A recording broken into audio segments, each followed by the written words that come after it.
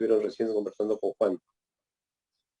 Lo que es importante destacar es que no en todas las en todas las páginas ustedes van a encontrar todo el tiempo los mismos indicadores.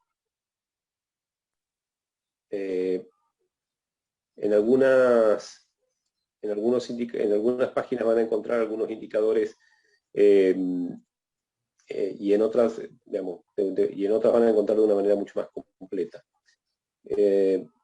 Por ejemplo, ustedes lo que deberían hacer es tratar de husmear, de chequear las páginas, meterse e ir viendo justamente cuáles son los indicadores que nosotros estuvimos trabajando, que estuvieron trabajando con Juan, que estuvieron desarrollando en las clases teóricas, por ejemplo, los conceptos de crecimiento económico medido a través del PBI o del PBI per cápita, los conceptos de inflación, los conceptos de oferta monetaria, el concepto de base monetaria, que son indicadores financieros o indicadores monetarios, de tal modo de que en algunas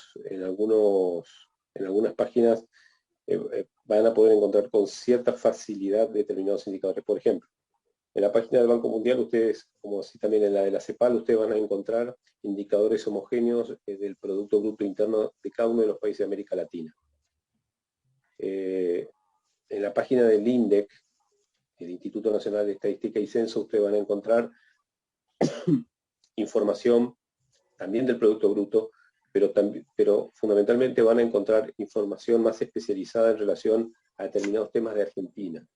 Por ejemplo, inflación, desempleo, nivel de pobreza por ingreso, el costo de la canasta básica, son todos conceptos, tasa de desempleo, todos conceptos que a lo largo de la materia nosotros hemos venido desarrollando y que es importante que ustedes ya ahora puedan empezar a tener una dinámica o conocimiento sobre la dinámica de estas variables a partir de la posibilidad que ustedes tienen de poder ingresar a cada una de las páginas que nosotros le hemos facilitado en la cátedra.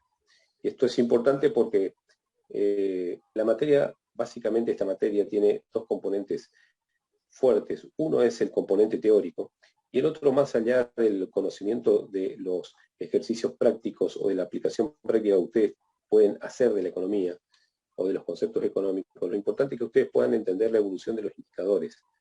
¿Por qué? Porque básicamente es lo que le va a servir a ustedes como abogados.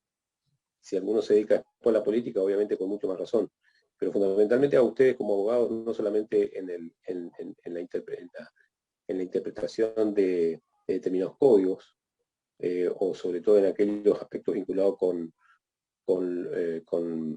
las normas que regulan los aspectos financieros, o los aspectos laborales, o los aspectos tributarios, o los aspectos económicos en general, sino fundamentalmente también a la hora de poder determinar o de poder ser asesores en el marco de la formación de leyes.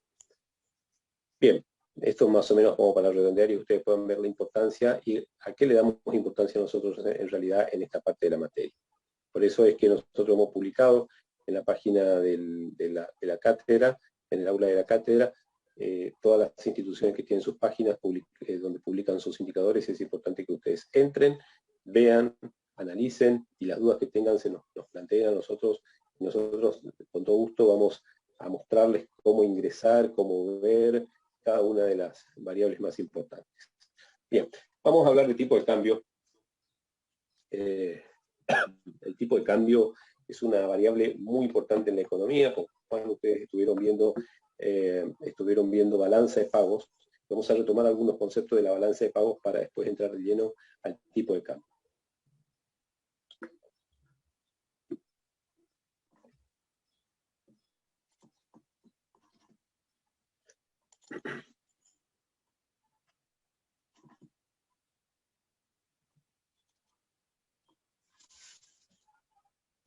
¿Se escucha bien, Juan? Por ahí estoy un poco tomado de la voz, pero hago el mejor esfuerzo para poder estar... ¿Se escucha bien, profesor? Bien.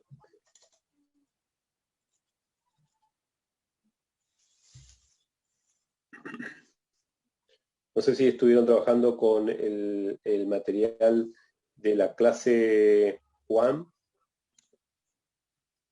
¿Con qué? ¿Con los trabajos prácticos? Sí, estuvieron mirando, data estuvieron haciendo. No, pero con el material de clase, el material teórico de clase. Sí.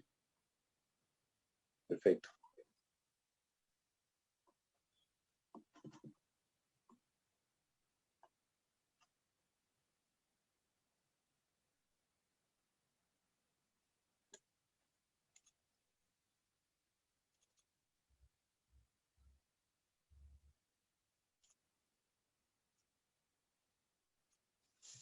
Estoy buscando el material de balanza de pagos con el que trabajaron con Juan.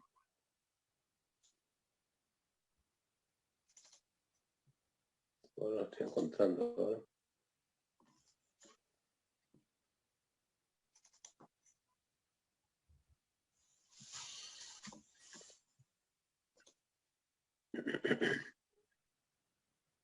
Se acerca la fecha de los parciales, del último parcial. El miércoles nosotros le vamos a decir si el parcial va a ser escrito o oral. El miércoles le vamos a confirmar.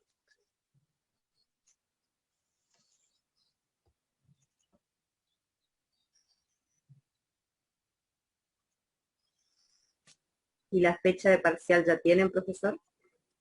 Después del 14 va a ser seguro, va a ser en esa fecha, así que ustedes tienen que prepararse para mediados de junio.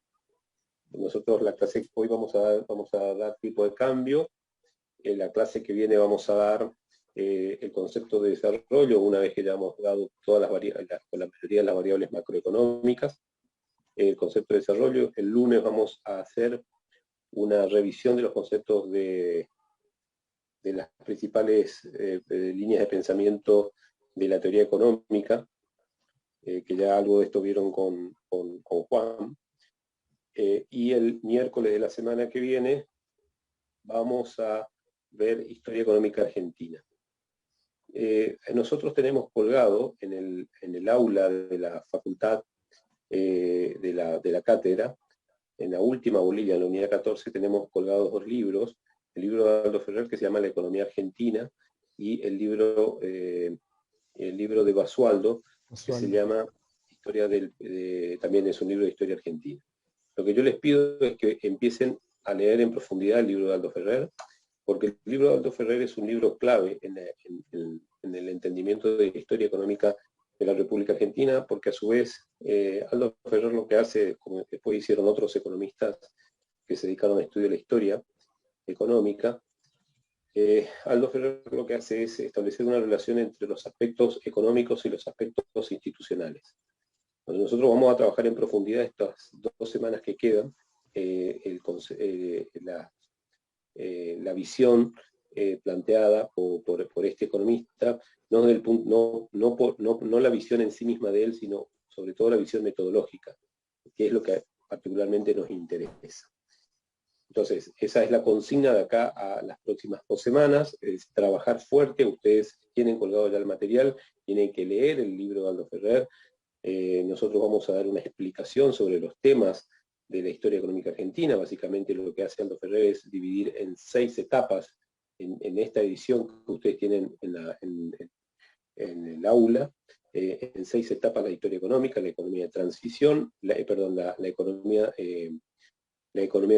economías de subsistencia, la economía de transición, la economía primaria agroexportadora, la economía dependiente, que a su vez se divide en 2 tipos de economías, o en 2 tipos o en 2 clases: la economía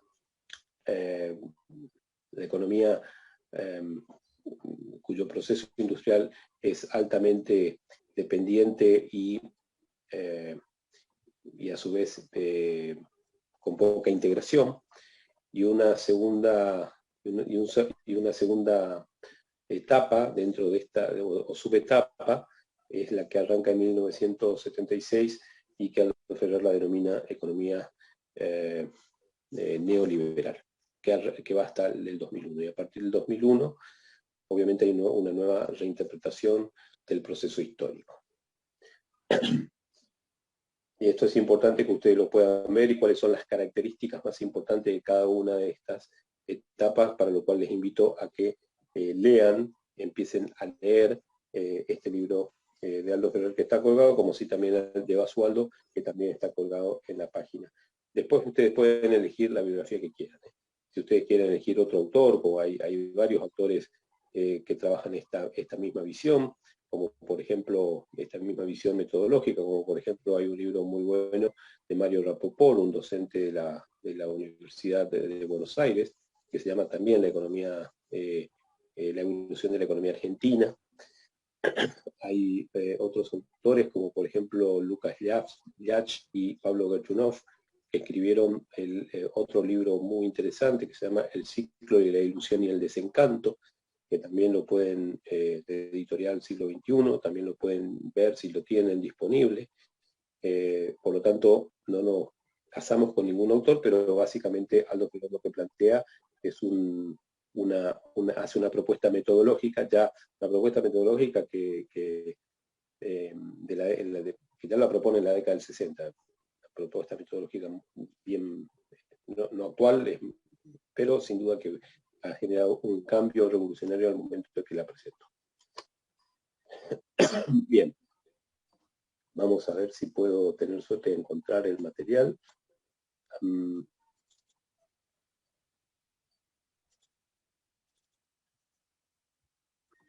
Estoy con mala suerte hoy.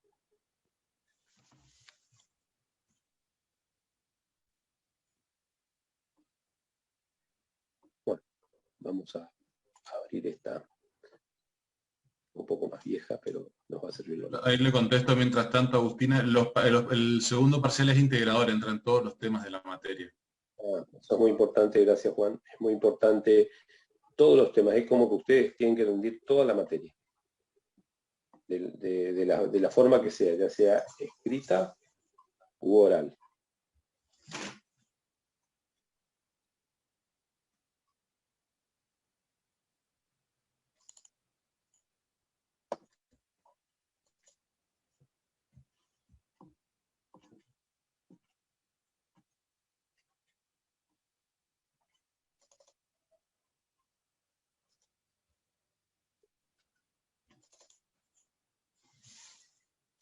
Bueno.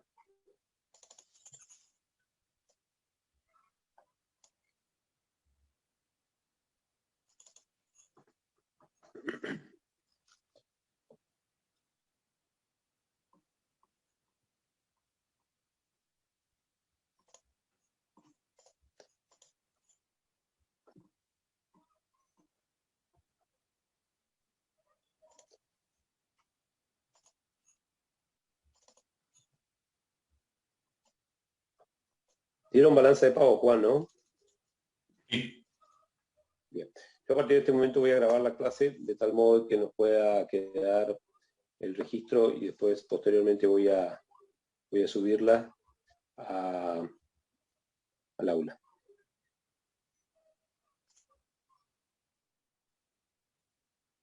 Recording in progress. Bien, como ustedes saben, la balanza de pagos es un registro contable de todas las transacciones que se realizan entre los residentes de un país y los residentes de un tercer país. Lo que es interesante ver aquí es que ¿a qué llamamos residentes? Vamos a recordar que residentes son aquellas personas, hasta inclusive desde el punto de vista legal, formal, son aquellas personas físicas o jurídicas que tienen su centro de interés económico en un país concreto. Entonces, cuando una persona es residente, cuando su centro de interés económico está situado en un determinado territorio, en un determinado país o región, y esto se concreta fundamentalmente a través de algunos mecanismos formales o legales de registración en dicho país de estas actividades.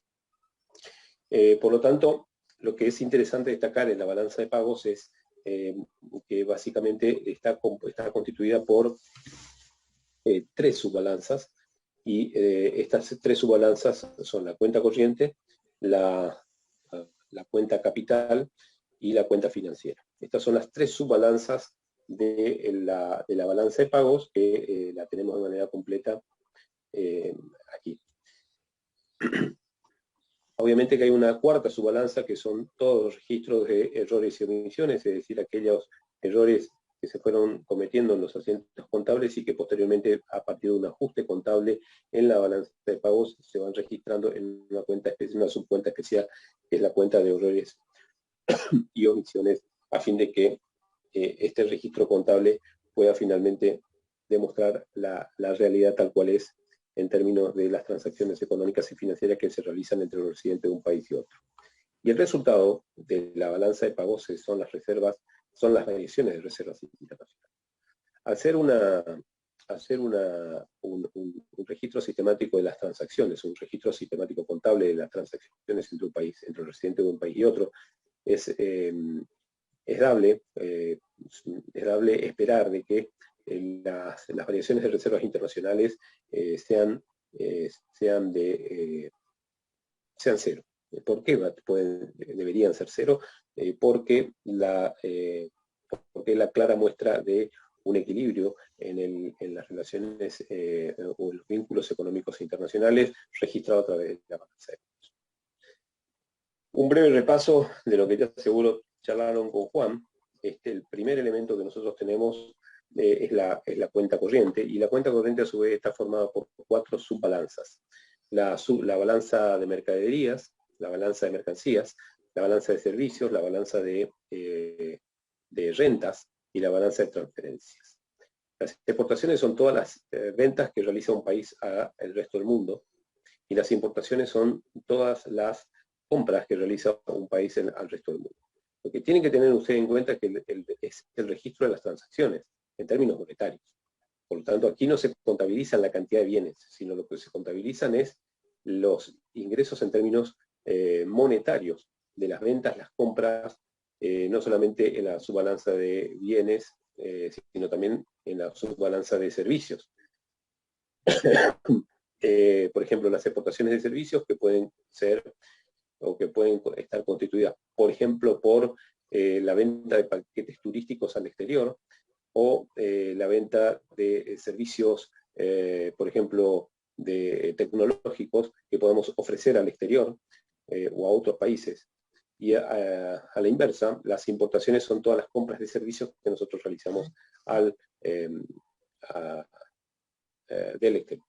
Por ejemplo, si contratamos un seguro del exterior, esto obviamente se registra dentro de la balanza de importaciones, o si se contrata, por ejemplo, algún servicio de seguridad o algún servicio financiero desde el exterior, esto se va registrando en la subbalanza de servicios. La balanza de rentas comprende los ingresos y egresos de lo que nosotros en la primera parte de la materia le hemos denominado retribución de los factores productivos. Es decir, ¿qué se registra dentro de las rentas? Las rentas, dentro de la balanza de rentas se registran todas las retribuciones a los factores productivos. Si las retribuciones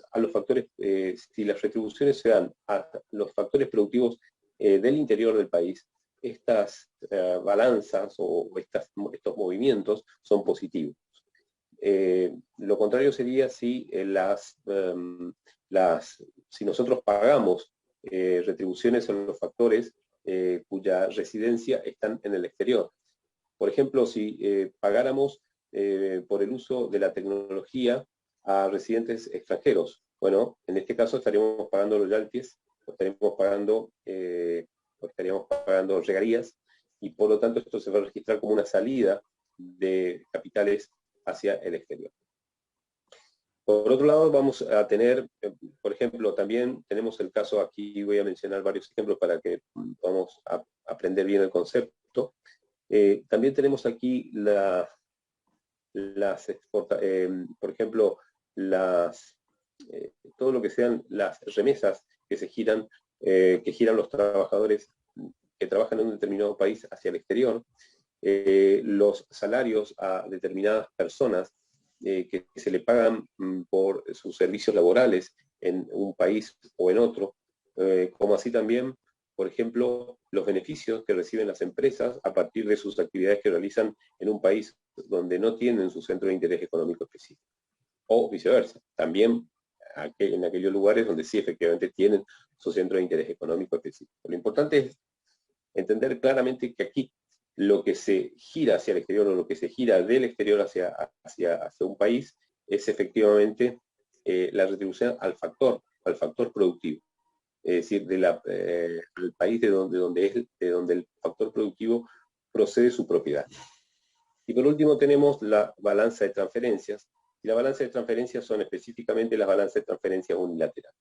Todas las donaciones que hace un país o un organismo o alguna ONG a otro país o a otro residente del exterior, todas estas donaciones se van registrando dentro de la subbalanza de transferencias. ¿Qué se registra en la cuenta capital? En la cuenta capital se registran las transferencias de capital, como así también las compras y ventas de activos.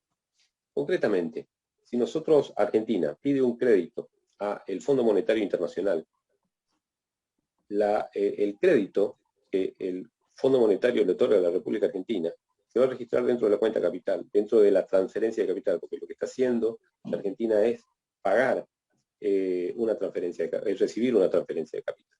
Ahora, cuando Argentina empieza a pagar esa deuda, se va a registrar de dos formas. Por un lado, se van a registrar la amortización del capital y por otro lado se va a registrar el pago de intereses. La amortización del capital se registra en términos negativos como transferencia de capital, porque Argentina transfiere nuevamente capital a su prestador. En este caso, en el ejemplo que estamos poniendo, el Fondo Monetario Internacional. Pero los intereses que Argentina paga al Fondo Monetario se van a anotar, se van a registrar dentro de la cuenta de la subbalanza de rentas, en la cuenta corriente. ¿Por qué?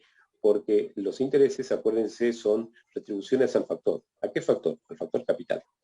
Por lo tanto, aquí hay que tener en cuenta que todas las transferencias por créditos que se otorgan a un país, no donaciones, se registran dentro de la cuenta capital y los intereses que se pagan o que se perciben se anotan o se registran en la cuenta de rentas como movimiento de intereses. Luego la compra-venta de activos también se registran dentro de la cuenta capital, aunque la tendencia hoy es hacia registrar dentro de inversiones dentro de la cuenta financiera. Por lo tanto, vamos a trabajar más bien en el concepto de cuenta financiera, inversiones directas e inversiones en cartera. La cuenta financiera, ¿qué registra concretamente? La cuenta financiera lo que registra es el movimiento de inversiones entre los residentes de un país hacia el otro, en otro territorio, en otro país, y viceversa, los inversores de un país en el nuestro. Y hay dos tipos generales de inversiones. Están las inversiones directas, que representan todas aquellas inversiones de largo plazo, o aquellas inversiones que se van a colocar en activos cuyo objetivo fundamental es la de tomar, esto es muy importante, la de tomar la gestión o desarrollar o tener dominio de la gestión de la empresa donde se instalan estas inversiones.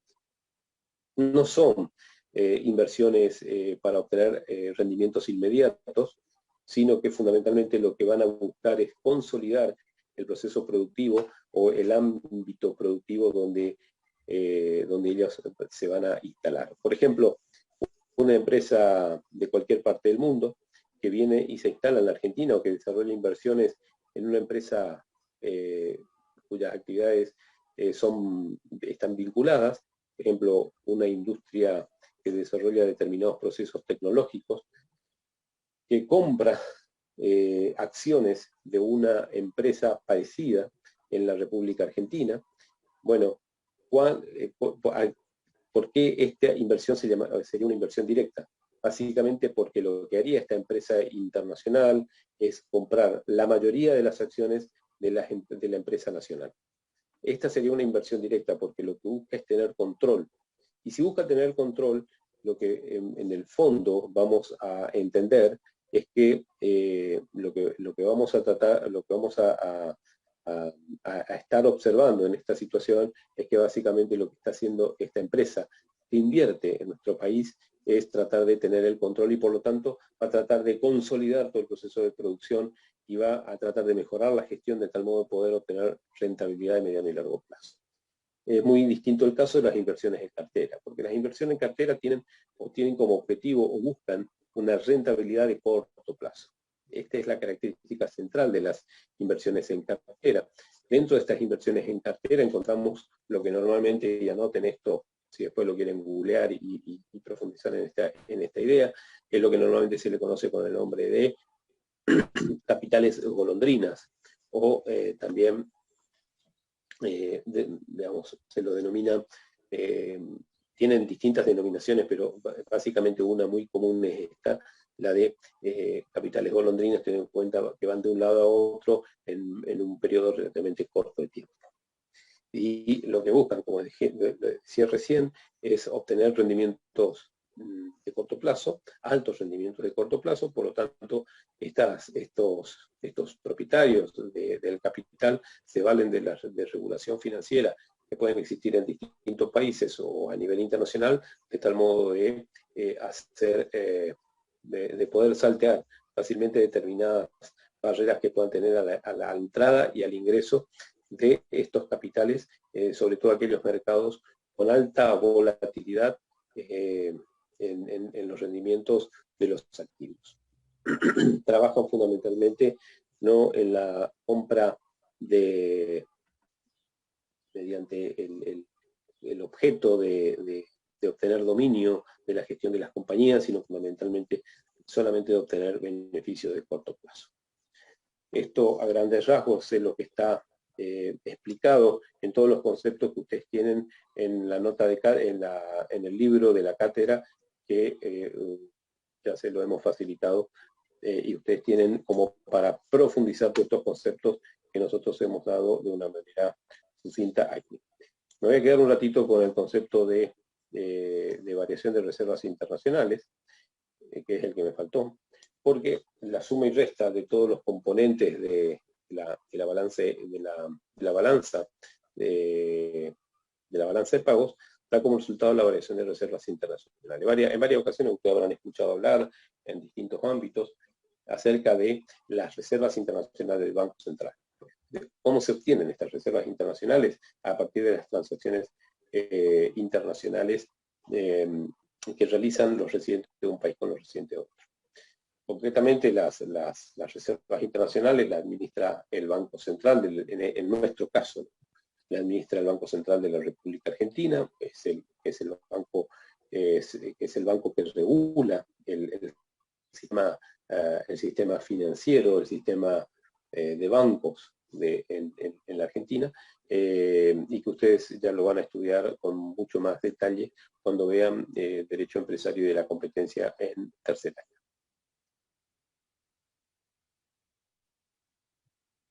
De todos modos, la variación de reservas internacionales es una cuenta financiera, es una subcuenta financiera, y por lo tanto, desde el punto de vista contable, para que la balanza de pagos quede o tenga como saldo cero, como todo registro contable, finalmente la variación de reservas internacionales se va a contabilizar con un signo negativo, en o dentro de la cuenta financiera. Perdón, con un signo inverso, no con un signo negativo, con un signo inverso dentro de la cuenta financiera. Supongamos que la variación de reservas internacionales en un periodo les da algo así como 1.000 millones de dólares, pues de manera positiva es que ingresaron 1.000 millones de dólares adicionales al país para fortalecer reservas, para que la balanza quede con saldo cero, se registra dentro de la cuenta financiera con un signo inverso, en este caso el signo inverso va a ser negativo, de tal modo de que la variación de reservas internacionales quede saldada. ¿Para qué sirven las reservas internacionales? Pues las reservas internacionales, que seguramente lo vieron con Juan en otra unidad, las reservas internacionales sirven fundamentalmente para como garantía de la conversión del dinero o del valor del dinero en términos de su propio respaldo. En este caso, el respaldo de ese dinero son las reservas internacionales. Argentina y ningún país del mundo, excepto alguno por ahí que no estoy recordando cuál, entre los 187 países, no tienen sistema de conversión, como por ejemplo tuvo Argentina en la década de los 90. ¿Qué es el sistema de conversión? El sistema de conversión significa de que determinadas unidades monetarias del Banco Central representan esas mismas unidades monetarias en el circulantes. Este sistema de conversión no existe y por lo tanto el valor de las reservas internacionales o el valor de la moneda se va a ir determinando no en términos de la conversión, sino se va a ir determinando en términos de otros elementos, como por ejemplo la variación del tipo de cambio en el mercado de cambios, que es lo que vamos a ver a continuación. Y en el desarrollo de este tema vamos a ver la importancia que esto tiene, no solamente como concepto de tipo de cambio, sino también vamos a ver la importancia que esto tiene sobre la balanza de pagos y obviamente vamos a ver la importancia que puede tener también sobre el sistema de precios, que es lo que básicamente muchos de ustedes habrán escuchado hablar en distintos medios, fundamentalmente en distintos medios de comunicación. Estamos ciertamente bombardeados con cuestiones vinculadas con estos conceptos económicos. ¿Qué es el tipo de cambio?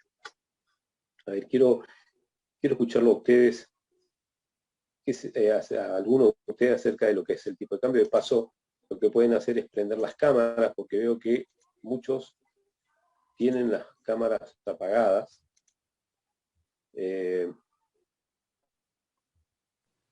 Nosotros tenemos aproximadamente 120 alumnos, de los cuales hay presentes 87 en esta clase.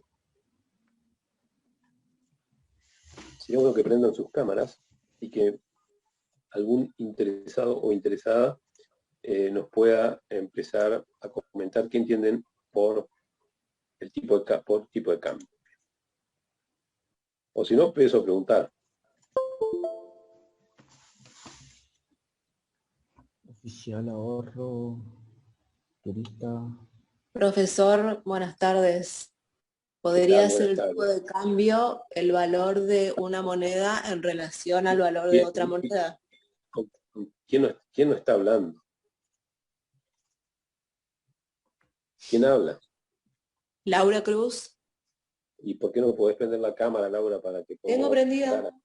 Pasa que estoy de dos dispositivos porque en uno no tengo audio. Ah, igual que yo. Acá estoy. Pero en ninguna se ve, ¿eh? Bueno. Ah. Entonces, Laura, ¿qué nos decías que es el tipo de cambio? Entiendo que el tipo de cambio es el valor de una moneda en relación al valor de otra moneda. Perfecto, ese es el concepto de tipo de cambio. Valor de una moneda en términos de otra. ¿Quién nos está diciendo eso? Nos está diciendo de que el valor del peso, por ejemplo, para poner un ejemplo simple, si lo queremos expresar en términos de dólares, nosotros tenemos que referirnos a un tipo de cambio, peso-dólar.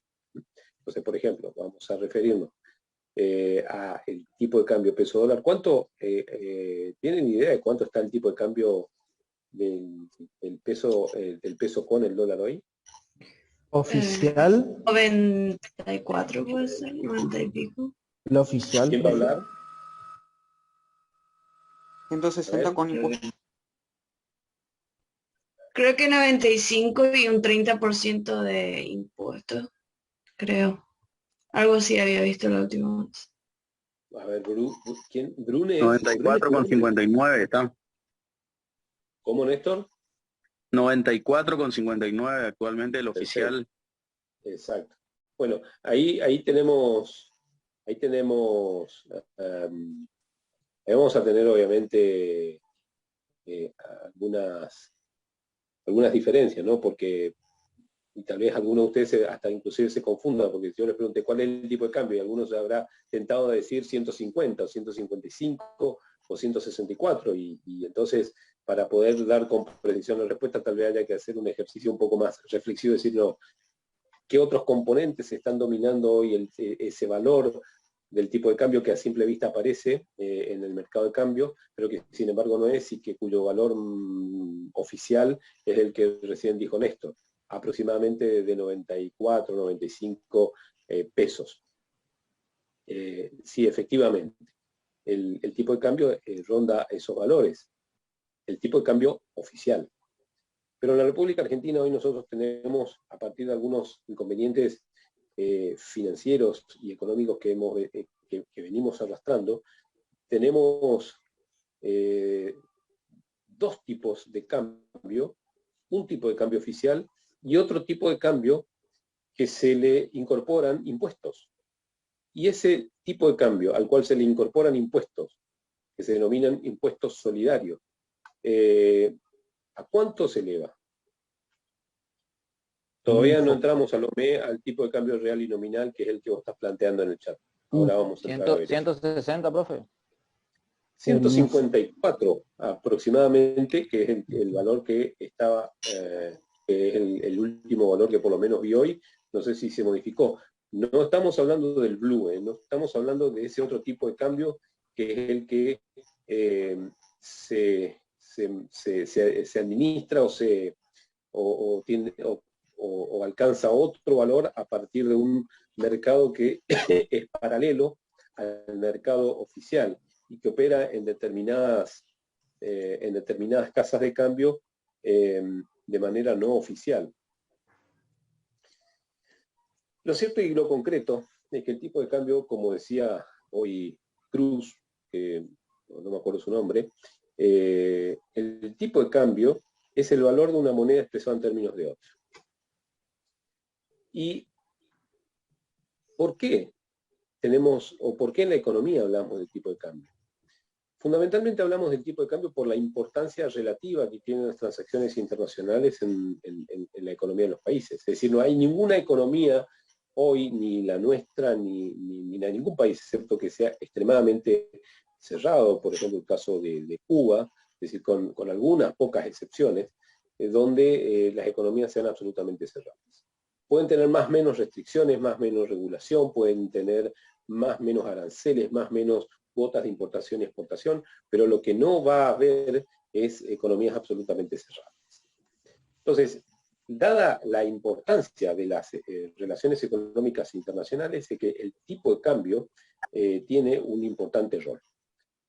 Nosotros estamos acostumbrados, obviamente, la moneda de origen de un país, obviamente que tiene relación o se relaciona con las distintas monedas del mundo. Se relaciona con el dólar norteamericano, con el euro, se relaciona con la libra, se relaciona con el yen, con el yuan, con todas las monedas en el mundo.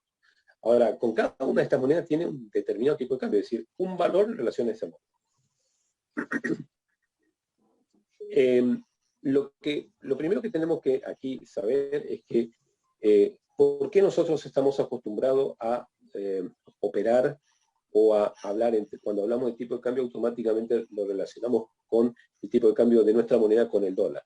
Básicamente porque el mundo en la actualidad, y esto viene siendo así desde la Segunda Guerra Mundial, desde la finalización de la Segunda Guerra Mundial, las relaciones internacionales en el mundo se evalúan en términos de una moneda dominante, y este caso es la del dólar.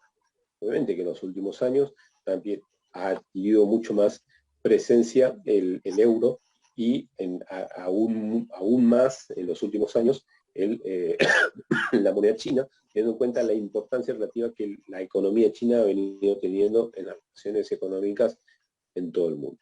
Hasta inclusive para la Argentina. Argentina ha venido desarrollando un nivel de actividad económica con con alto nivel de relación con China desde el año 2003, 2004, 2002, 2003, 2004, que es el momento en que China toma una posición diferente a partir de este momento, que es justamente su apertura al mundo en materia de comercio internacional. Obviamente, casi los 6.000 millones de personas que viven,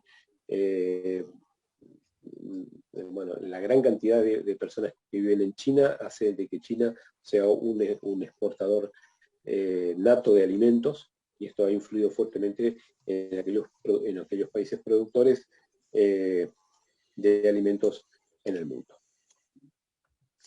Entonces, a partir del concepto de tipo de cambio es que nosotros tenemos que empezar a revisar algunos conceptos adicionales que tienen mucha importancia en el estudio de la economía política. Primero, ¿a qué nos referimos cuando hablamos de una depreciación o de una apreciación?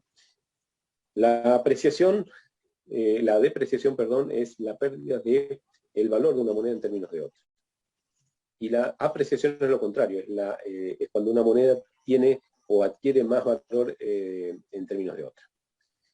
La apreciación y la depreciación son, desde el punto de vista conceptual, una descripción. Ahora, desde el punto de vista económico, puramente económico, ni la depreciación ni la apreciación son buenas. Es decir, uno puede decir, bueno, si nuestra moneda se deprecia, podemos exportar más. Pero también otros van a decir, bueno, si la moneda se deprecia, lo que puede suceder es que los niveles de precios internos pueden crecer. Ahora le voy a explicar por qué puede producirse esta dinámica. Lo cierto es que ni la apreciación ni la depreciación son buenas, porque si hay depreciación o apreciación de la moneda es porque la economía en sí misma tiene desequilibrios.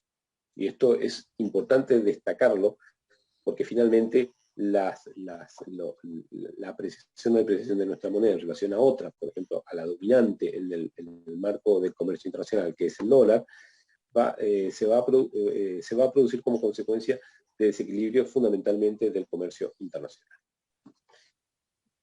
Vamos a mostrar la importancia que tiene la apreciación de nuestra moneda en términos nominales, y ahora voy a explicar la diferencia que hay entre los términos nominales y reales en materia de tipo de cambio. Vamos a ver la importancia que tiene la apreciación o la depreciación, mejor dicho, el impacto que tiene la apreciación o la depreciación de una moneda en términos de el impacto sobre la balanza de pagos. Vamos a suponer de que nuestra moneda peso, en un momento determinado como el actual, tiene un tipo de cambio de 100 pesos un dólar. Pesos más, pesos menos. 100 pesos un dólar. Lo cierto es que si nuestra moneda se deprecia, y supongamos pasamos a tener un tipo de cambio de 200 pesos un dólar, que es una exageración lo que estoy diciendo, pero simplemente que valga como ejemplo.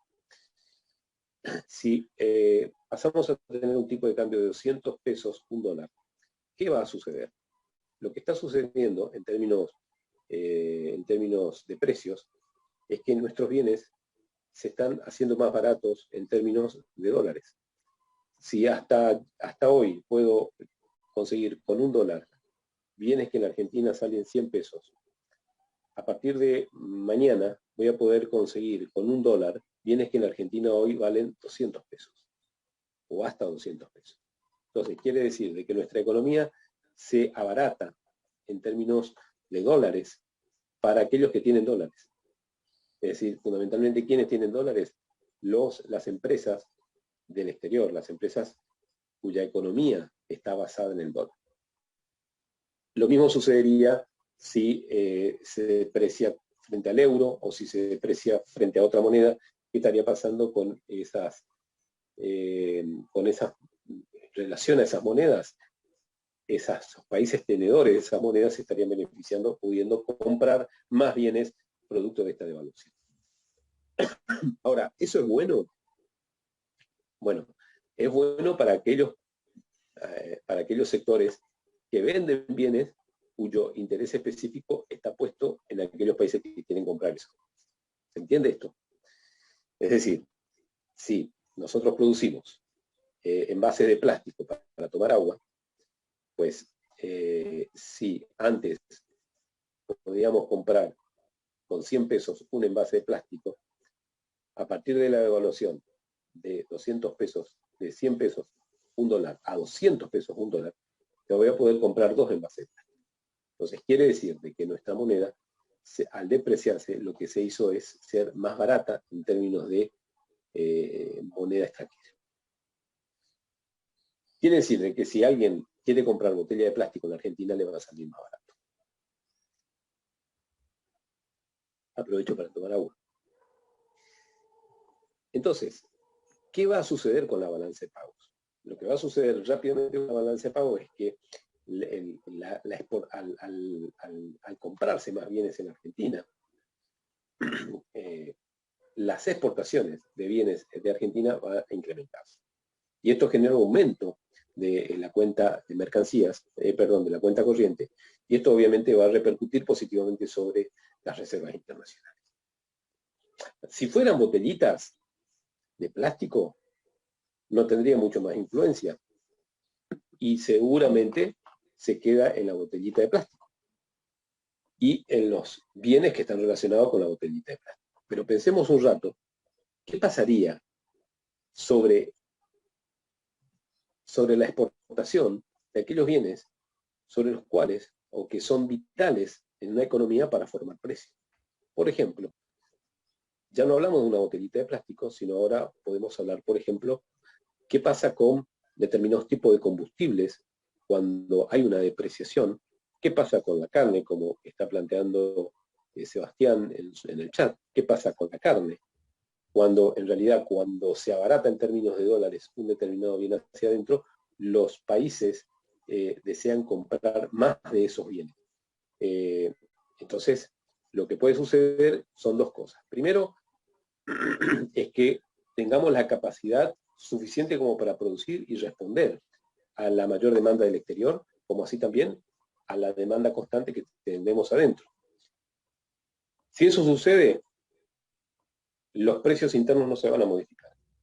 Pero si eso no sucede, los exportadores o productores internos se van a ver movidos a vender a aquellos sectores que les generan mayor rentabilidad. Por lo tanto, en general lo que se va a generar es una tendencia hacia la comercialización al exterior de estos bienes, muchas veces en detrimento del mercado interno. Entonces esto genera una presión interna, sobre los precios internos. Este es el aspecto negativo que muchas veces tienen estos movimientos en el tipo de cambio. Por lo tanto,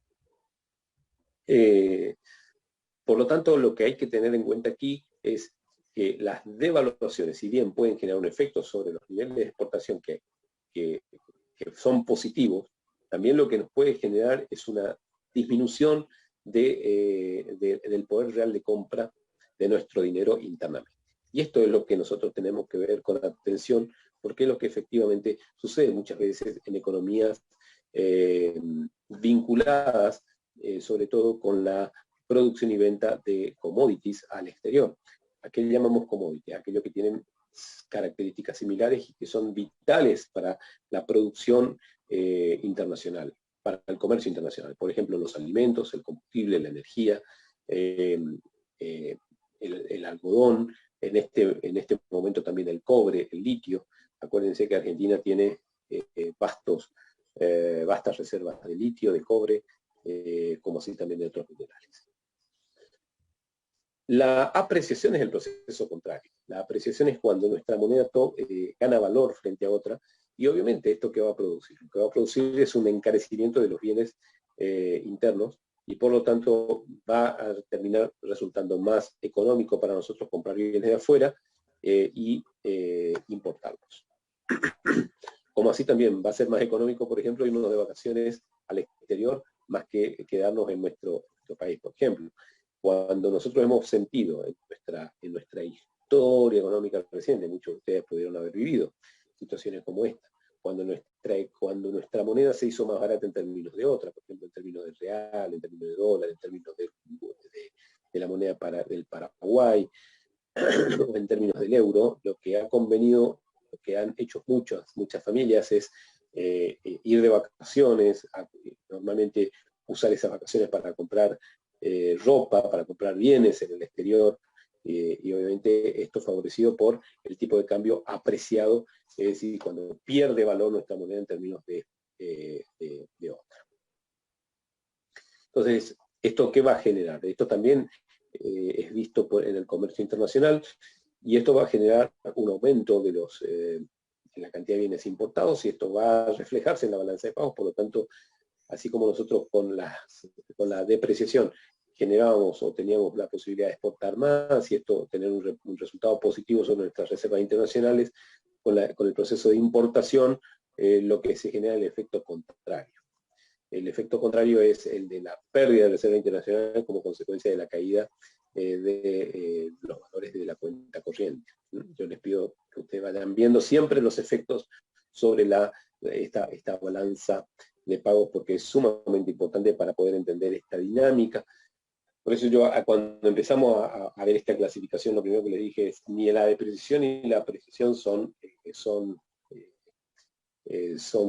favorables. Es decir, lo favorable es siempre un equilibrio en el tipo de cambio, de tal modo de que podamos obviamente mantener niveles adecuados, tanto de exportaciones e importaciones, de tal modo que nos permitan abastecernos de los bienes que necesitamos del resto del mundo, como así también se permita la generación de divisas a partir de las exportaciones que podamos generar. Lo cierto es que nosotros hoy estamos hablando del tipo de cambio, y el tipo de cambio en general tiene una clasificación importante en términos de tipo de cambio nominal y real.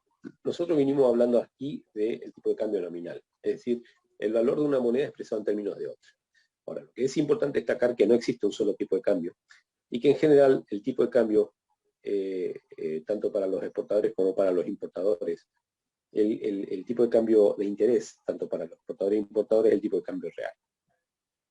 Entonces, aquí tenemos que empezar a ver cuáles son los elementos que forman parte del tipo de cambio real, porque el tipo de cambio real es el que efectivamente más va a afectar a nuestras decisiones de exportación e importación, y a las decisiones muchas veces de inversión o de los movimientos de capitales, esto que estuvimos hablando recién cuando hablábamos de la cuenta capital o de la cuenta financiera. Concretamente, el tipo de cambio nominal es aquel tipo de cambio cuyo valor de una moneda está establecido en términos de otra. Es el concepto típico de tipo de cambio. Ahora, el tipo de cambio real es un concepto que integra tres elementos. Por un lado, aquí está la fórmula. Juan, no llegaste a ver esto, ¿no? No. Entonces, estamos avanzando. El tipo de cambio real comprende tres conceptos. Por un lado tenemos R mayúscula, que es el tipo de cambio real. Por otro, que es igual al producto entre E minúscula, que está en este caso representando el tipo de cambio nominal, por P estrella, que significa nivel de precios internacionales, sobre el nivel de precios internos. P es el nivel de precios internos. Vuelvo a repetir el concepto. Entonces, el tipo de cambio real está conformado por tres elementos, tres variables, que son el tipo de cambio nominal, el nivel de precios externos y el nivel de precios internos. Entonces, fíjense cómo ya estamos viendo algo más complejo que el simple tipo de cambio nominal. Estamos viendo algo más complejo de la perspectiva ya no solamente de la relación de una moneda con otra, del valor de una moneda con otra, sino que estamos incorporando aquí dos variables que hasta este momento no la teníamos. Son los precios. Porque no es lo mismo tomar en cuenta solamente el valor de las monedas a la hora de comprar-vender, sino también si no tenemos en cuenta el valor de los bienes a la hora de comprar-vender. En definitiva, es lo que vamos a analizar siempre. Entonces, nosotros aquí podemos verlo desde la perspectiva micro, A este concepto inclusive lo podemos ver de la perspectiva micro como de la perspectiva macro. Obviamente que a nosotros hoy que estamos dando macroeconomía nos interesa verlo de la perspectiva macro. Cuando hablamos de precio internacional estamos refiriéndonos al nivel de precio de los países con los cuales comercializamos en nuestro producto, y el nivel de precios internos es nuestro nivel de precios, el IPC, el nivel de IPC que mide la inflación. ¿Qué pasa cuando nuestra moneda se devalúa? Vamos a ir viendo algunas relaciones, ¿no? Y yo los invito a que hagan este ejercicio. ¿Qué pasa cuando nuestra moneda, el tipo de cambio nominal, se devalúa? El tipo de cambio nominal se devalúa. Lo que va a suceder es que como el tipo de cambio está en el numerador de la fórmula, Salomé escribió en el chat que aumentan los precios. Ahora vamos a ver, Salomé, que no inmediatamente, no necesariamente van a aumentar los precios, ni siquiera van a aumentar inmediatamente. Lo que les quiero mostrar aquí es, efectivamente, qué es lo que va a suceder cuando aumenta el tipo de cambio nominal. Solamente el tipo de cambio nominal. No aumentan los precios se mantienen constantes. Lo que vamos a ver es que, al estar en el numerador, esto es una relación matemática, el tipo de cambio real va a aumentar. ¿Qué pasa si el tipo de cambio real aumenta? Nuestra economía se hace más competitiva. ¿Qué significa eso? Significa de que nuestros bienes se hacen más económicos en términos de otras monedas. Y por lo tanto, vamos a vender más de los bienes y servicios que producimos nosotros. Ahora, supongamos que el tipo de cambio nominal lo dejamos quieto, no lo movemos, y aumentan los precios internacionales. Si aumentan los precios internacionales, es decir, de todos aquellos bienes y servicios que nosotros podríamos producir, pero que actualmente compramos afuera, lo que va a suceder es que nuestra economía también se va a volver más favorable, más competitiva, porque aumentan los bienes de afuera, aumenta R. Siempre ustedes relacionenlo con el aumento de R. Aumenta R, aumenta el tipo de cambio real, nuestra economía se hace más competitiva. Ahora, al tipo de cambio nominal y a los niveles de precio internacionales lo vamos a dejar quietos. Ahora vamos a hacer variar el nivel de precio interno. Está en el denominador, fíjense, está en el denominador. ¿Qué pasa si los precios internos aumentan? Mantienen constante el tipo de cambio nominal y el nivel de precio externo. Nuestros productos se hacen más caros. Por lo tanto, aun si nosotros partimos de un tipo de cambio nominal alto, que es favorable para que nos compren bienes y servicios, si nuestros precios internos son altos, a los de afuera, a los que normalmente nos compran, le va a resultar cada vez más difícil también comprarnos a nosotros. Por lo tanto, nuestra economía pierde renta, pierde competitividad. Ahora, ¿qué pasa si aumenta el tipo de cambio? Vamos a jugar con dos variables, que es lo que normalmente sucede en la Argentina. ¿Qué sucede si el tipo de cambio aumenta? Pero en paralelo aumentan los precios, porque los empresarios se van anticipando al aumento de costos, por razones que lo vamos a explicar más adelante. Se adelantan al aumento de costos y aumentan los precios. Es lo que más o menos la dirección que hoy consultó o preguntó en el chat Salomé. Entonces, si aumenta el tipo de cambio, nuestra economía se hace más competitiva, pero también aumentan nuestros niveles de precios. Esos aumentos en el nivel de precios pueden llegar a compensar la devaluación de nuestra moneda. Por lo tanto, ese aumento del tipo de cambio que genera un aumento de precios, que nosotros podríamos esperar que haga que nuestra economía se haga más competitiva, finalmente lo que puede generar es un equilibrio nada más en el tipo de cambio real. Y finalmente, al no modificarse el tipo de cambio real, nuestra economía permanece igual hacia el sector externo, pero hacia el sector interno no va a permanecer igual, que finalmente va a generarse hacia el sector interno un aumento de precios. Vuelvo a repetir, ¿y por qué ese aumento de precios se pudo haber producido? Porque los formadores de precios se anticipan al aumento de costos. Cuando vieron inflación, seguramente ustedes con Juan vieron la inflación de costos. ¿Vieron la inflación de costos, Juan? Bien. Cuando vieron inflación de costos, ustedes habrán visto seguramente la inflación que se genera como consecuencia de las presiones sindicales o los aumentos de costo en la economía. Si llegaron a ver la inflación importada, habrán visto, y si no la vieron, la vemos ahora, que también tenemos una inflación producida como consecuencia de el aumento de los precios internacionales de aquellos bienes que sí o sí necesitamos para producir internamente, como también como consecuencia de la devaluación de nuestra moneda que encarece los bienes del exterior que necesitamos para producir bienes y servicios.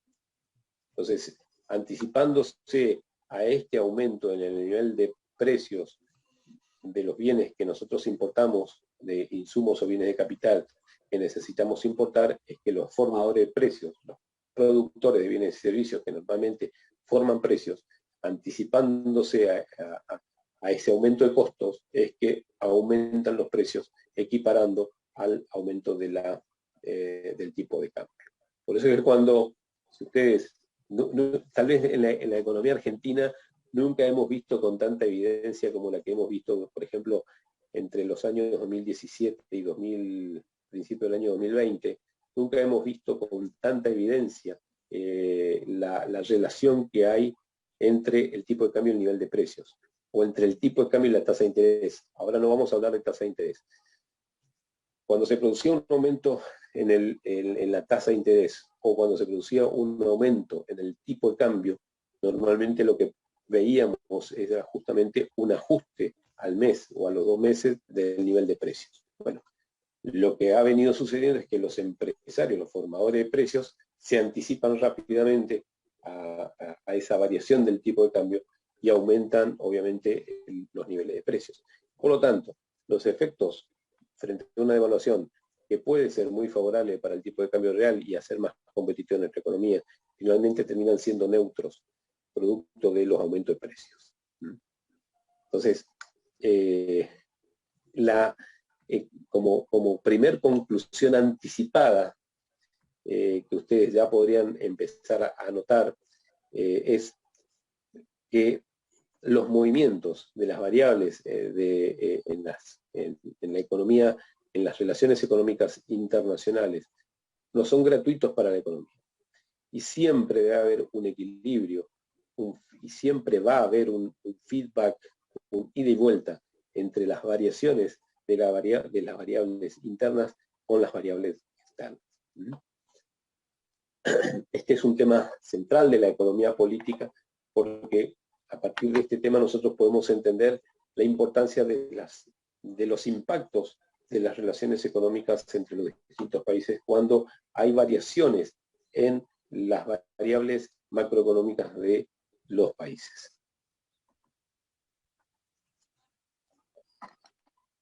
Cuanto más grande y dominante es un país, más importancia va a tener para el resto del mundo sus variables internas. Fíjense este detalle. Cuando Estados Unidos publica, o la Unión Europea, pero fundamentalmente Estados Unidos, por el impacto de su economía a nivel internacional, publican, por ejemplo, mensualmente las tasas de interés, o publica sus niveles de precios. Muchos en el mundo están esperando toda esta información, puesto que las variables relevantes macroeconómicas de los países con más influencia económica mundial van a repercutir sobre el comportamiento de algunas decisiones en otros países.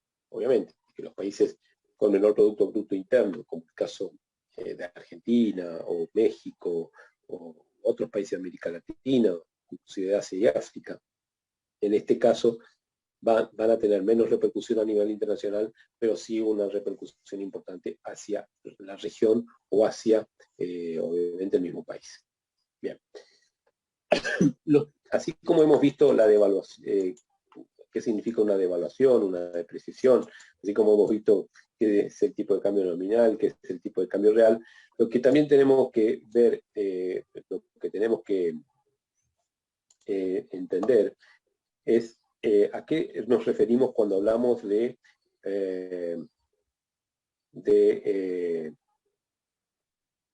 mercado de divisas y de los sistemas de tipo de cambio. Voy a poner acá un slide que tengo para ver esto.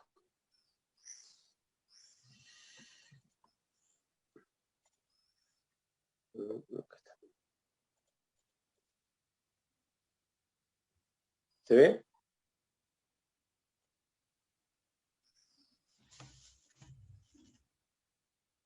Sí, profe.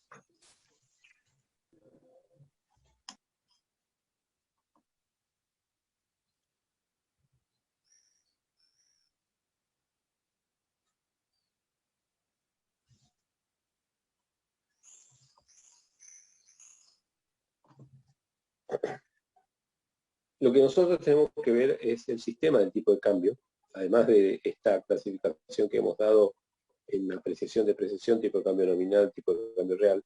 Lo que nosotros tenemos que entender este concepto de sistema de tipo de cambio. Tipo de cambio es el sistema de tipo de cambio es un conjunto de reglas que describe el papel del Banco Central en el mercado de divisas, y además son las reglas que van a determinar el desarrollo de la actividad en el mercado cambiario, que es el que nosotros estuvimos viendo. Y hay básicamente tres sistemas de tipo de cambio. El primero es al que vamos a referirnos, el sistema de tipo de cambio fijo. Luego tenemos el tipo de cambio flexible y el tipo de cambio mixto. El sistema de tipo de cambio fijo es aquel sistema de tipo de cambio mediante el cual el valor de una moneda permanece fijo en relación al valor de otra. Y esto puede ser de manera real, como de manera formal o legal.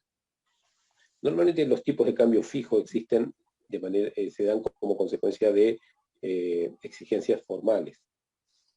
En la Argentina, el último periodo que hemos tenido tipo de cambio cuasi fijo, no del todo fijo tampoco, porque tenía una pequeña banda de flotación, determinado de manera legal a través de la ley de convertibilidad actualmente vigente.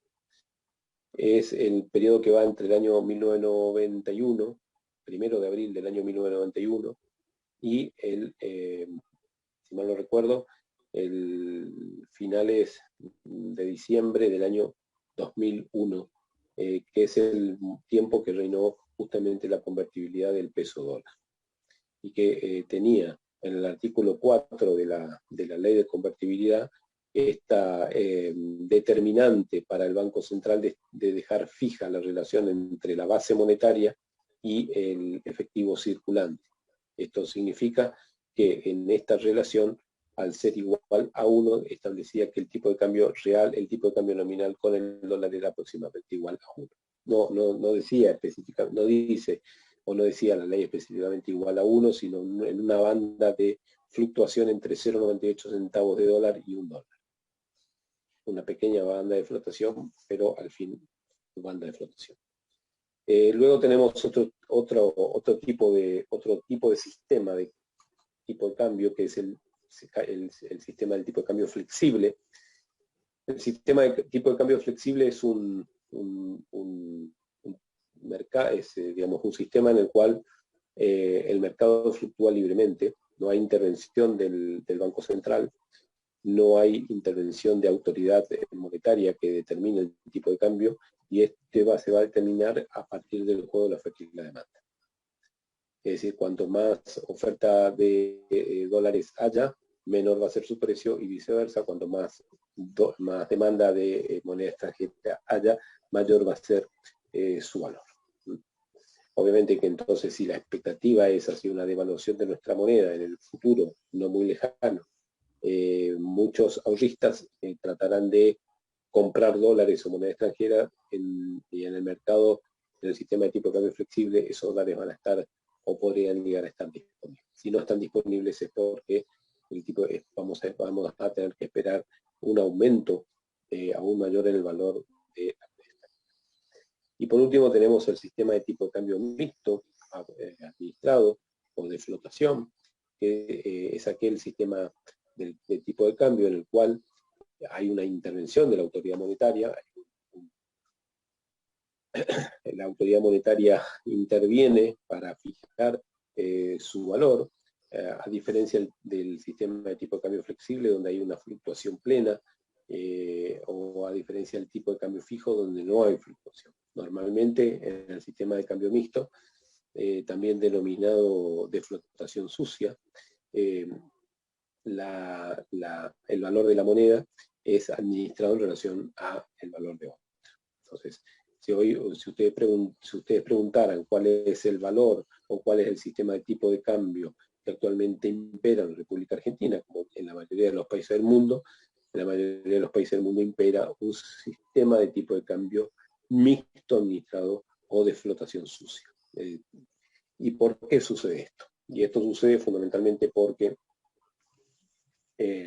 lo que busca el tipo de...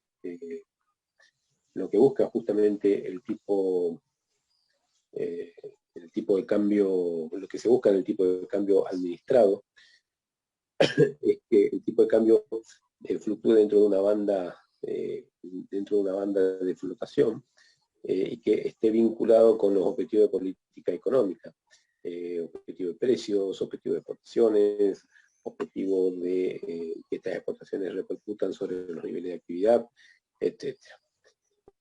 Cuando el valor del tipo de cambio supera aquel límite,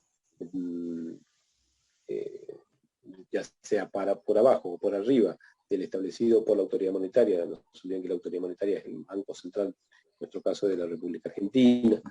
En el caso, por ejemplo, de que el tipo de cambio fluctúe hacia arriba, hacia los límites superiores, el Banco Central va a intervenir seguramente vendiendo divisas de tal modo que su valor baje, y lo contrario ocurre si el valor tiende a bajar por debajo de los límites inferiores que el Banco Central o la autoridad monetaria determinen, de tal modo de que si están por debajo de esos valores o tienden a acercarse a esos valores más bajos, el Banco Central va a intervenir vendiendo, comprando divisas de tal modo de que el tipo de cambio nuevamente aumente. Bien. Preguntas hasta aquí.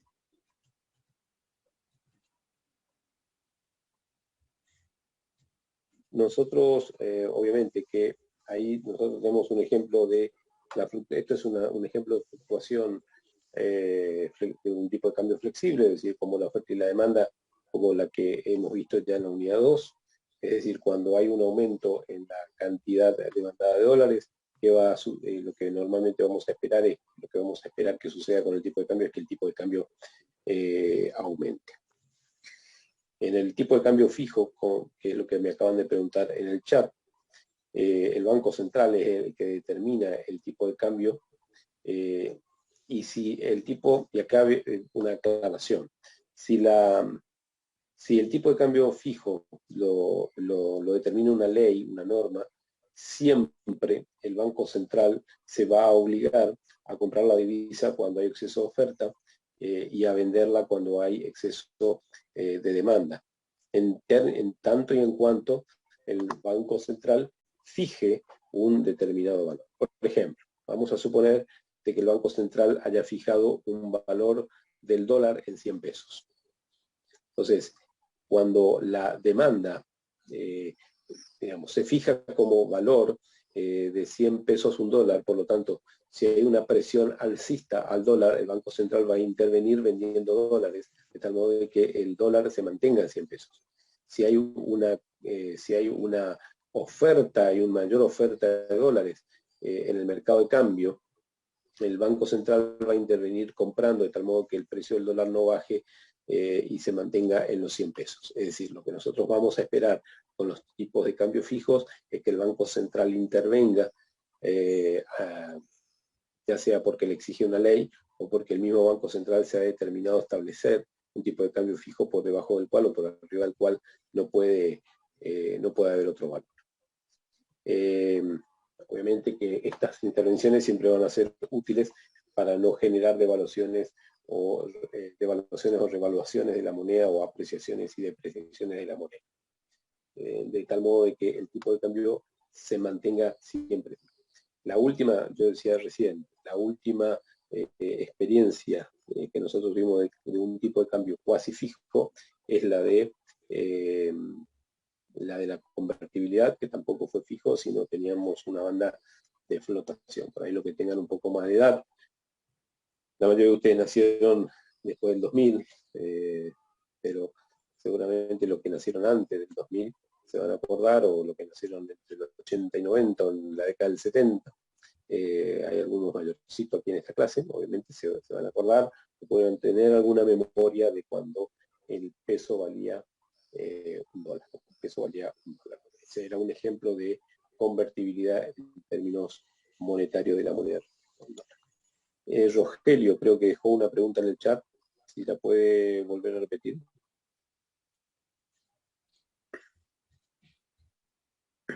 El tipo de cambio nominal. Tipo de cambio nominal, sí. El valor de una moneda expresado, dice Salomé, el valor de una moneda expresado en términos de otra. Bien, Salomé le responde. Gracias, Salomé. Esa es la respuesta, Rogelio. El tipo de cambio nominal es una moneda expresada en términos, el valor de una moneda expresada en términos de otra, a diferencia del tipo de cambio real, que como decíamos recién, es el valor de una moneda, ya no solamente expresado en términos del valor de otra, sino fundamentalmente también en términos de los precios de los bienes y servicios que internamente se producen. Bien.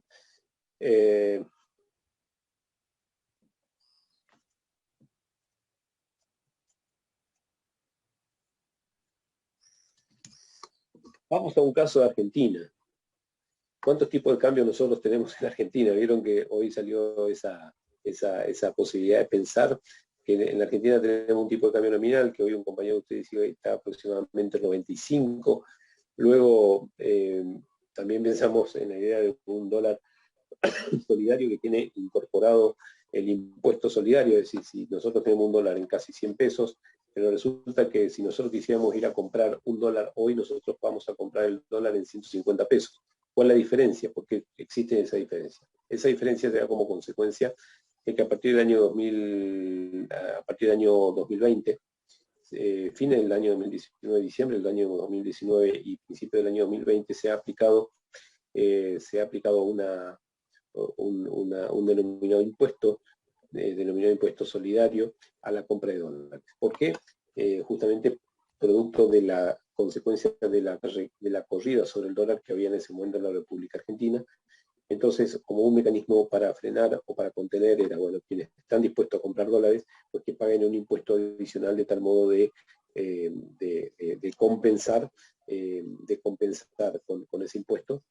Y con esa, es un impuesto y una retención, no está la diferencia con el impuesto y con la retención, la presión sobre los aumentos de precios que puedan existir como consecuencia de esa presión en el tipo de cambio.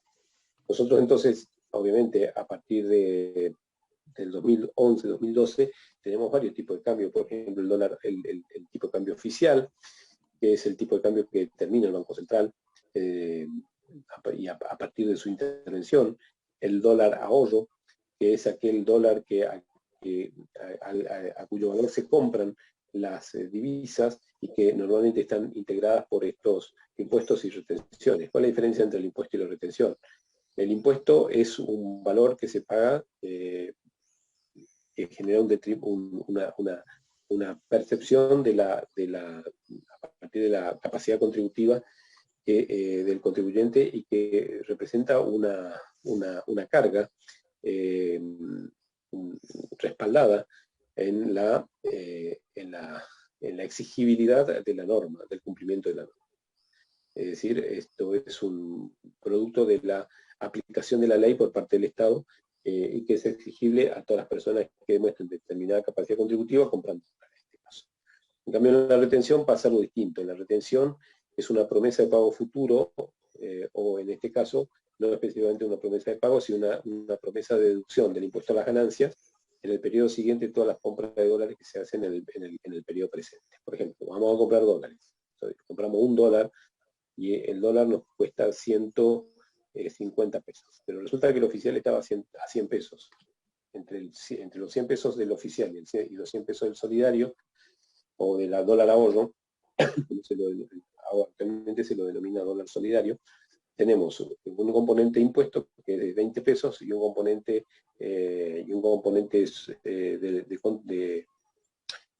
un componente de retención que es de 30 pesos. Esos 30 pesos nosotros los 20 pesos son una erogación que tenemos que realizar como consecuencia de la demostración de la capacidad contributiva y que se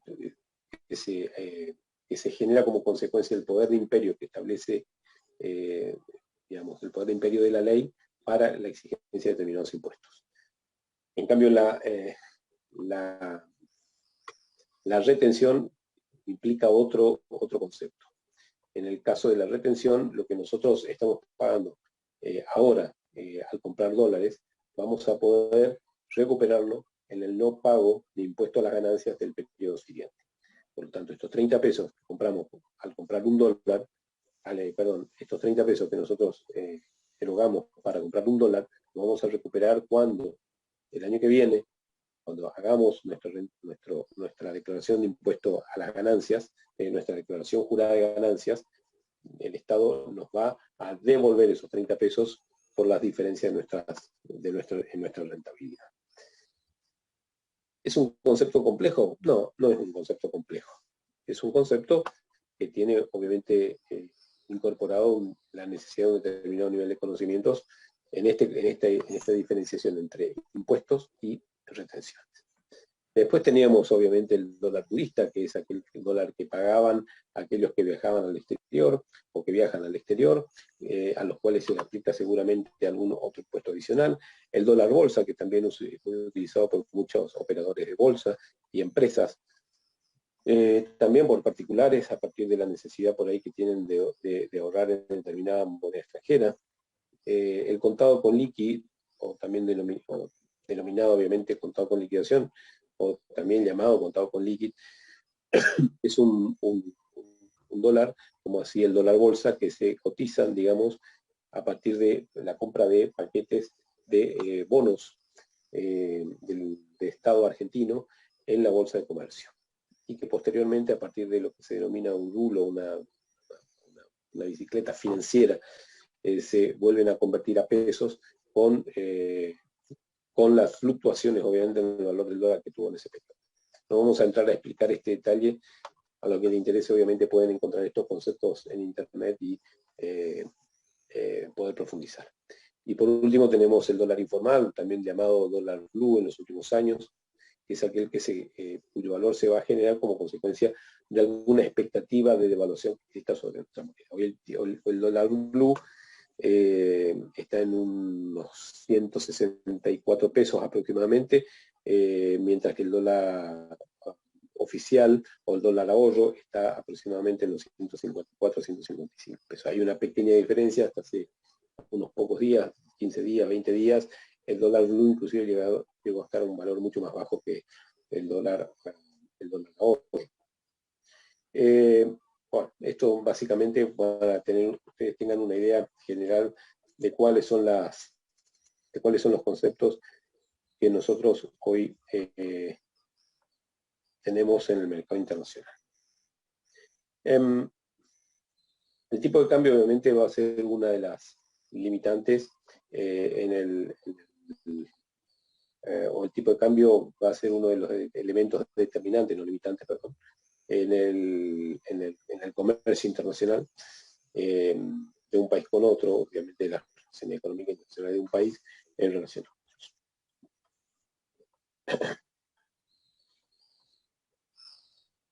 Bien, un último tema antes de terminar la clase tiene que ver con el sistema financiero internacional. El sistema financiero internacional tiene como propósito la promoción del comercio y las finanzas internacionales. Esto significa de que, en verdad, lo que se busca es un incremento del comercio a nivel a nivel internacional, pero más allá de la promoción del comercio, lo que hay que ver es cómo se organizan las distintas instituciones para que esto pueda ser posible.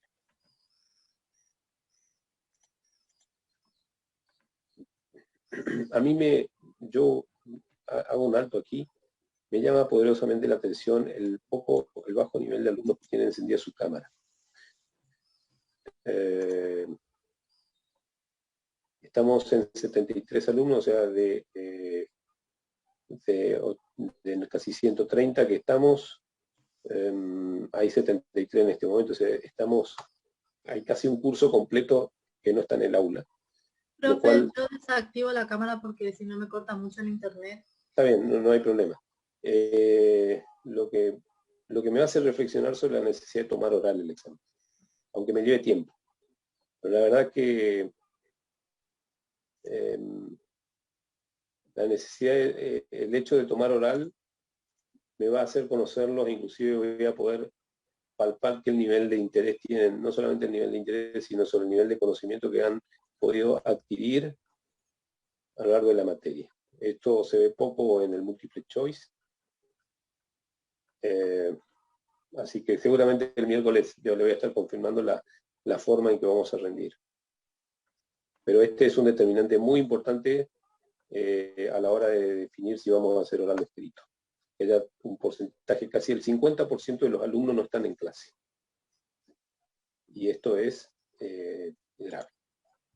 Y además, un porcentaje mayor no está conectado a sus cámaras.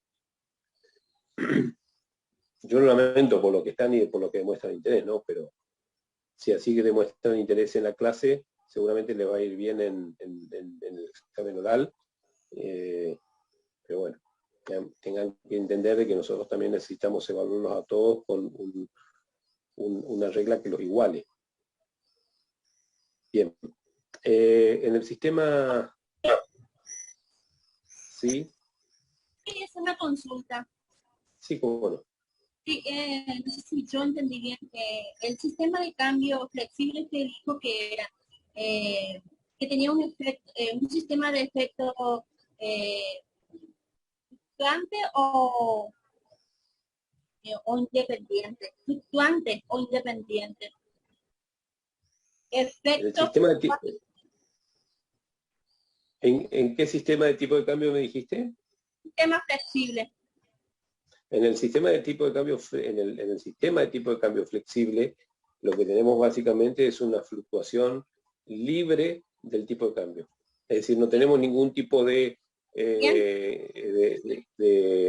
influencia en la determinación del tipo de cambio. El Banco Central no interviene prácticamente en la determinación del tipo de cambio y básicamente lo que se produce aquí es un libre juego de oferta y demanda, lo cual este libre juego de oferta y demanda determinan la determinación del valor del tipo de cambio. Bueno, profesor. En el sistema financiero internacional, que es el ámbito dentro del cual se van a desarrollar muchas de las políticas que vayan a tomarse a nivel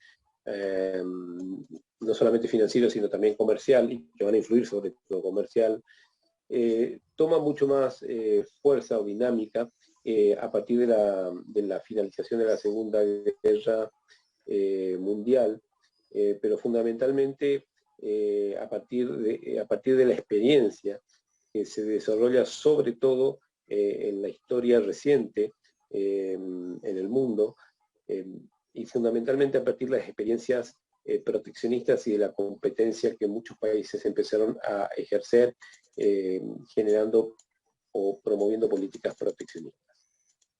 El sistema financiero internacional está conformado por distintos organismos. El primero que vamos a mencionar es el Fondo Monetario Internacional. ¿Qué es el Fondo Monetario Internacional? Muchas veces escuchamos hablar del fondo, escuchamos hablar en los últimos tiempos que en algún momento nuestro país canceló sus deudas con el Fondo Monetario, concretamente en el año 2005, cuando Néstor Kirchner era presidente, Luego volvimos al fondo a tomar crédito en el año 2017 o 2018. Tomamos 56.000 millones de dólares, de los cuales hicimos uso de 40.000 millones para distintas actividades financieras fundamentalmente. ¿Qué es el Fondo Monetario Internacional? El Fondo Monetario Internacional es un banco cuyo objeto es la de consolidar o tratar de consolidar el sistema, el equilibrio del sistema financiero regional, es decir, de cada una de las regiones, llámese continentes o a nivel planetario inclusive. El objetivo del Fondo Monetario Internacional es que el sistema financiero sea estable, de tal modo de que no haya profundos o no haya movimientos especulativos de capitales de manera fuerte que permanentemente pongan en riesgo la estabilidad financiera de los países. Inestabilidad financiera en los últimos años son los casos que hemos tenido, por ejemplo, en la crisis de las subprimes o las crisis de las hipotecas norteamericanas. O sea, fue una de las crisis históricas financieras más importantes que hemos tenido como humanidad. Ustedes googleen crisis subprimes o crisis de las hipotecas año 2008-2009 y van a poder ver la historia y las consecuencias de esa famosa crisis que se produce que empieza en los Estados Unidos, pero que tiene una escala internacional a nivel planetario muy fuerte. Ningún país pudo evadir las consecuencias negativas de esa crisis. Obviamente que el Fondo Monetario Internacional tiene miembros que pagan una cuota anual y que el Banco Central es un prestamista, un prestador de fondos para los miembros, para los países miembros. Argentina es un país miembro y producto de esto es que ha recibido un fuerte préstamo a nivel internacional. Ustedes verán que hay una fuerte crítica hacia el último crédito del fondo a la República Argentina, teniendo en cuenta de que se lo acusa inclusive en algunos organismos de no haber cumplido ni siquiera su propia carta orgánica, en el sentido de que lo que ha hecho con Argentina es prestarle a un país absolutamente insolvente, sin las debidas proyecciones de recuperación. Otro organismo muy importante que se crea o que se funda en paralelo al Fondo Monetario Internacional es el Banco Mundial. El Banco Mundial que empieza o que se inicia como un banco de reconstrucción de los daños que generó la Segunda Guerra Mundial, sobre todo en Europa. Es decir, el objetivo del Banco Mundial o Banco de Reconstrucción y Fomento Banco Internacional de Reconstrucción y Fomento, es justamente la reconstrucción de Europa y de los países más afectados después de la Segunda Guerra Mundial. Obviamente que el Banco Mundial ya se instaló como un banco financiador de proyectos de desarrollo. Lo vamos a ver con un nivel de profundidad más interesante en la clase que viene, cuando veamos el concepto de desarrollo. Otro organismo muy importante en esta esfera comercial financiera a nivel internacional es el Acuerdo General de Tarifas y Comercio, también denominado GATT. Hoy el GATT fue reemplazado, a partir del año 1995, fue reemplazado por la Organización Mundial del Comercio. El GATT nace en el año 1947, después también de la Segunda Guerra Mundial, como este paquete de instituciones que se fortalecen, digamos, después de la Segunda Guerra Mundial, y que el objetivo inicial del GATT era la promoción del comercio internacional. A partir del año 94, lo que hace el GATT, con su nueva denominación, la Organización Mundial del Comercio, es generar normas para no solamente la promoción del comercio internacional, sino fundamentalmente la de colaborar o la de incentivar a los productores de bienes y servicios a nivel internacional para la exportación y la importación y el intercambio, en definitiva, de bienes y servicios a nivel internacional. Estos instrumentos, estas organizaciones o instituciones son algunas de aquellas que complementan un abanico de instituciones a nivel internacional. Y hay otras dependientes de las Naciones Unidas, como por ejemplo la FAO, que es la Organización para la Alimentación y la Agricultura, o la CEPAL, que es la Comisión Económica para América Latina, o otros organismos que se ocupan no solamente de análisis, sino fundamentalmente de la promoción de los intercambios en condiciones de equidad. La FAO es una de ellas, o el Instituto Interamericano para la Cooperación Agrícola es otra.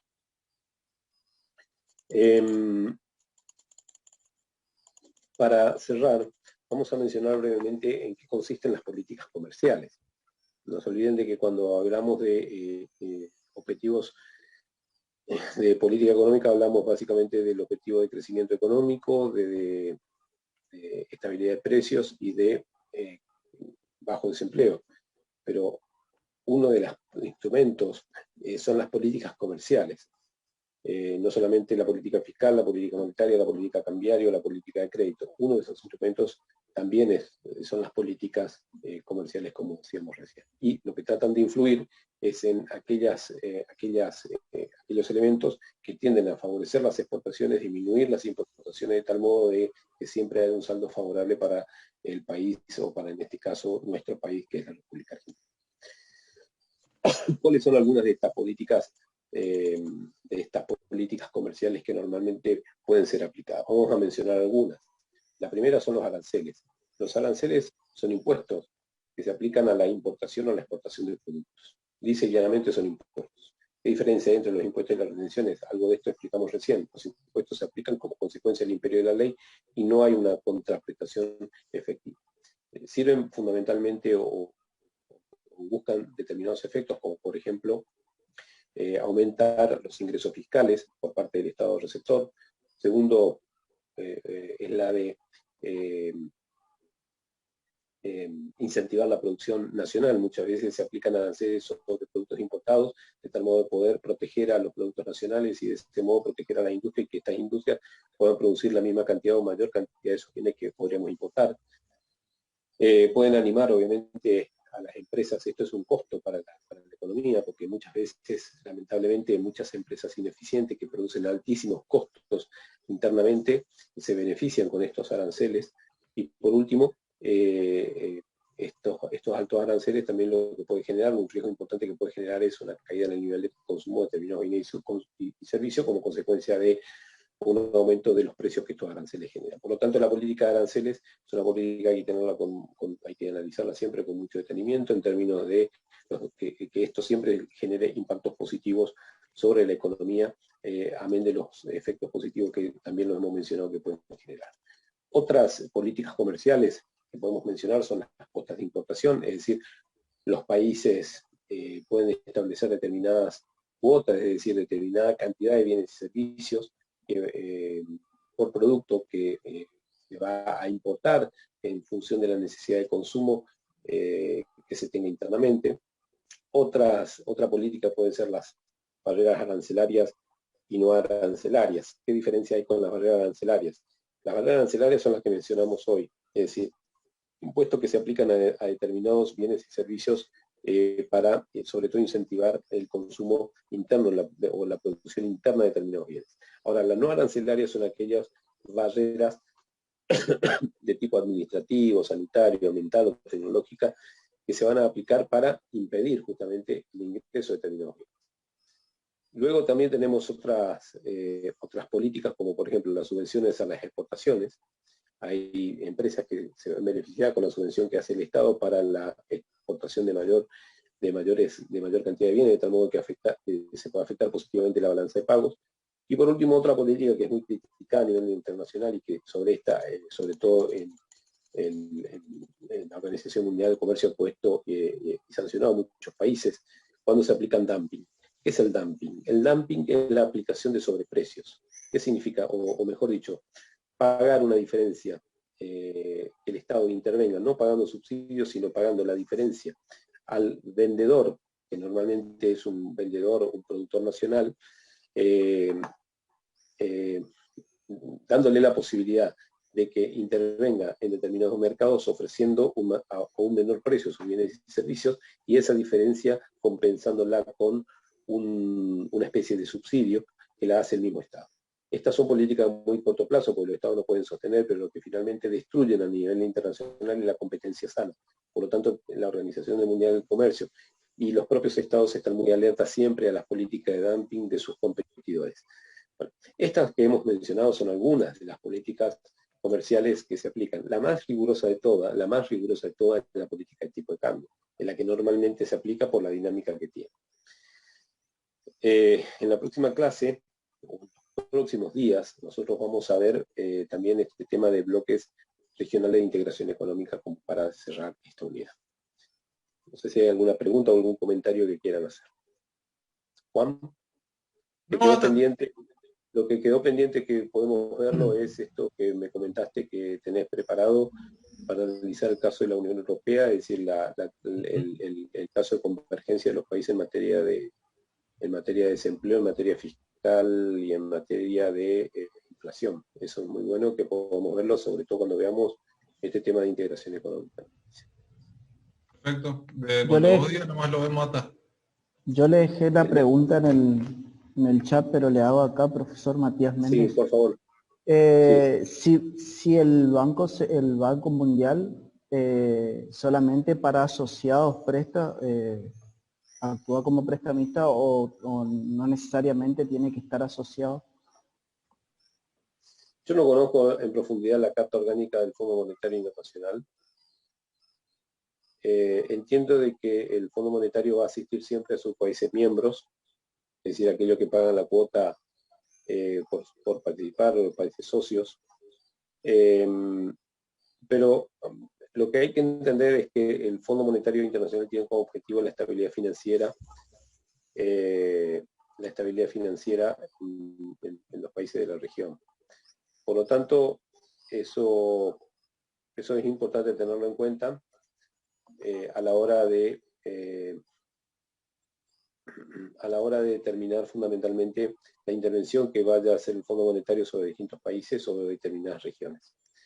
Si bien el banco, como decía recién, el Fondo Monetario no solamente presta plata, sino a cambio del préstamo de dinero va a intervenir en la auditoría de las cuentas fiscales, lo cual la intervención a través del crédito que puede hacer el Fondo Monetario no es, implica determinadas exigencias de control externo que hace el Fondo Monetario sobre las cuentas fiscales de los países. Por si hemos escuchado muchas veces, inclusive, que cuando interviene el Fondo Monetario, un país pierde soberanía y demás, teniendo en cuenta que el Fondo Monetario pasa a auditar sus cuentas. Bueno, esos son los riesgos también de obtener, digamos, determinados beneficios por parte del fondo, más allá de que seamos socios o no. Eso está dentro de las exigencias que se establecen dentro de la Carta Orgánica cuando uno forma parte como socio del Fondo Monetario Internacional, ¿no? Profesor. Sí. Sí, y en cuanto a la tasa de interés que cobraría en el Fondo Monetario Internacional es muy elevado, aunque sea parte del organismo. Vos sabés que te escucho muy mal, Dolores. No, Dolores. Si podés repetirme la pregunta.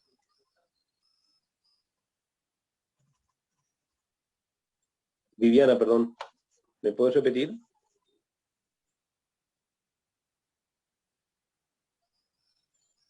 Parece que se colgó. Algunas preguntas del chat. A ver. Sí, Pablo, el PDF está subido al campus. Carlos dice, ¿esos controles que hace el Fondo Monetario es para garantizar el cobro de la deuda? Bueno, en realidad debería hacerlo para garantizar el cobro de la deuda. Lo que también está muy claro es que el Fondo Monetario, estos controles, siempre en el marco de la necesidad del objetivo para el cual se coloque para generar esa deuda. Por ejemplo, si el Banco Central otorga un crédito a un país con el objetivo de estabilidad, de generar estabilidad en sus cuentas fiscales, pues entonces seguramente va a auditar el trayecto de las cuentas fiscales en un determinado periodo de tiempo. Lo mismo si el objetivo es la de fortalecer reservas, por lo tanto allí seguramente lo que va a auditar no solamente es la aplicabilidad, la aplicación de esas reservas, sino fundamentalmente también va a auditar la evolución que tengan esas reservas a partir de la aplicación al crédito. Por lo tanto, no es solamente garantizar el cobro de la deuda, sino entendiendo de que es una entidad, un banco que busca cumplir determinados objetivos más allá del instrumento que utiliza para el cumplimiento de ese objetivo. Vuelvo a repetirte, una deuda, si se va a devolver la deuda, sí, es cierto, pero fundamentalmente si finalmente la aplicabilidad o la aplicación de esa deuda va a terminar siendo útil en términos de lo que se persigue en el financiamiento que ha logrado Argentina a través del Fondo Monetario en los últimos años. El objetivo era fortalecer reservas. Pues estos niveles de reservas hemos visto que no se han fortalecido y por lo tanto allí una de las principales acusaciones que se hace al fondo es que no solamente ha otorgado de manera ineficaz un crédito, sino fundamentalmente lo que ha generado es un bajo nivel de control, un control también ineficaz en términos de los objetivos que se habían perseguido. Pero sí, la respuesta a eso es no solamente para el cobro de la deuda, sino también para que se cumplan efectivamente para los objetivos para los cuales el crédito se asigna. No sé si hay otra pregunta. Sí, es una asistencia financiera. Bueno, después hay algunos comentarios respecto a la cámara, que se cortan las conexiones y demás. Bien, chicos, si no hay más preguntas, vamos a dejar aquí la clase. Recording stopped. Juan, no sé si quiere hacer algún comentario adicional. No. La clase que viene, que vamos a ver lo de integración o... Vamos a terminar con integración económica. Podemos hacer el análisis comparativo que tenés armado para la Unión Europea, para analizar la convergencia en los bloques de integración, y vamos a ver el tema de desarrollo. El lunes que viene vamos a hacer un repaso de los temas vinculados con doctrinas económicas, y ya vamos a empezar a ver cuestiones vinculadas con la historia, la economía argentina, para lo cual le pido que ya a partir del día de hoy se pongan a leer Aldo Ferrer, que es el material, más el material de Basualdo, que están subidos a las páginas. La doctrina económica también está subido en la unidad 13, así que tiene material de sobra para poder aprenderse a estudiar. De todos modos, está en la clase de hoy, vamos a ver si la podemos reconvertir a YouTube y de tal modo poder subirla también. Bien, ¿alguna pregunta? Si no hay preguntas, nos vemos. Pasen una buena tarde, chicos. Que vayan muy bien. Igualmente, Chicas. profe. Gracias, Vamos, profesor. Gracias, profe. Nos vemos. Chao. Chao, chao.